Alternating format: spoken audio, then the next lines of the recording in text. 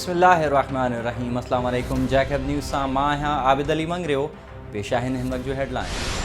किला सैफुल्ला वेझो रोड हादसे में फौत थींदड़नि मां 4 ॼणनि जा लाश जैकबाबाद पहुचण ते माहौल सोगवार थी वियो। गुज़िरियल ॾींहुं कोयटा खां मुल्तान वींदड़ जैकबाबाद वासियुनि सां किला सैफुल्ला भरिसां गणंग वटि पेश आयल ख़ौफ़नाक रोड हादसे में फौत थींदड़नि जा मड़ राति देर सां जैकबाबाद पहुचण ते माहौल सोगवार थी वियो। फौत थींदड़ 5 ॼणनि रियाज़ पठान, न्याज़ सोलंगी, आबिद डंगर ऐं अहमद अली पहार जा मड़ जैकबाबाद आंदा विया, जॾहिं त सईद नवाज़ चाचड़ खे संदसि अबाणे इलाइक़े बख्तियाराबाद में मिट्टी मां हवाले कयो वियो। रोड हादसे में फौत थींदड़ नौजवाननि जी जनाज़ा नमाज़ में शहर के सियासी समाजी अगवाननि समेत शहरिन वॾे अंग में शिरकत कई, जन के बाद में संदसि अबाणे कब्रिस्तान में मिट्टी मां हवाले कयो वियो।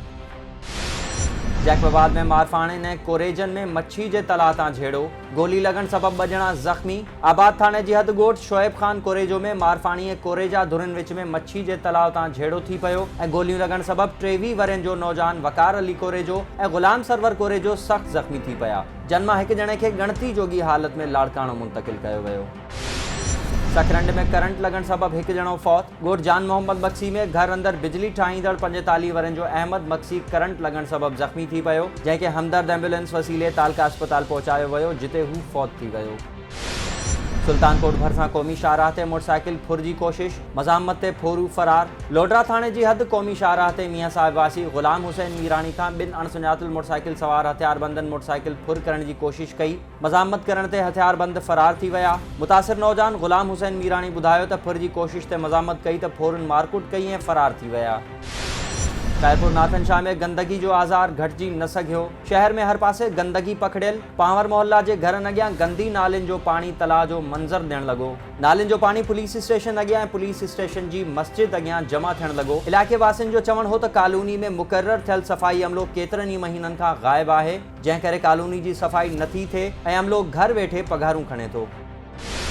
नवाबशाह में मरकज़ी तंज़ीम आराइया तरफ़ां मुस्तहकन में राशन ऐं कपड़ा विराया विया। इन मौके ते अॻवाननि डॉक्टर रियाज़ आराई, डॉक्टर अब्दुल रज़ाक आराई, अरशद आराई ऐं ॿियनि ख़िताब कंदे चयो त रमज़ानुल मुबारक जे महीने में 100 मुस्तहक माण्हुनि में राशन ऐं ईद जा कपड़ा विराया आहिनि। असांजो मक़सद इंसान ज़ात जी ख़िदमत करणु आहे। सोबतपुर में डीसी पारां सस्तो आचर बाज़ार लगायो वियो। सूबाई हुकूमत की हिदायतन बाद ज़िले इंतजामिया डेप्यूटी कमिश्नर बबरक खान काकड़ की हिदायतन ते सस्तो आचर बाज़ार लगायो वियो। बाज़ार में आवाम के सस्ते अघ ते सब्जी, फ्रूट, मुर्गी, गोश्त समेत आम वापे वारियूं शयूं मुहैया कयूं पयूं वञनि। मटियारी में बेवा औरत जो धी ऐं मासूम पुट सां गॾिजी निनाण ख़िलाफ़ एहतजाज। ॻोठ सुलेमान ॾाहिरी वासिण बेवा औरत मुस्मात मुमताज़ पंहिंजी न्याणी फरज़ाना ऐं पुट शाहिद सां गॾिजी मटियारी मीडिया हाउस में एहतजाज कंदे चयो त मुड़ुस जी 21 एकड़ ज़रई ज़मीन आहे, जन जा वारिस मरहूम जूं 3 घर वारियूं ऐं 2 ॿार आहिनि, पर मुंहिंजे मुड़ुस इसहाक ॾाहिरी जी भेण ॻोठ जे शरपसंदनि मोर ॾाहिरी, अहमद ॾाहिरी ऐं नूर मोहम्मद ॾाहिरी सां गॾिजी ज़मीन फॿाइण लाइ मौतमार धमकियूं ॾेई रहिया आहिनि, जॾहिं त असांजे मुड़ुस खे संदसि भेण पंहिंजो हिस्सो बख़्श करे छॾियो हो। असांखे उन्हनि खां तहफ़ुज़ ॾेई ज़मीन जा फ़ौती खाता तब्दील कया वञनि।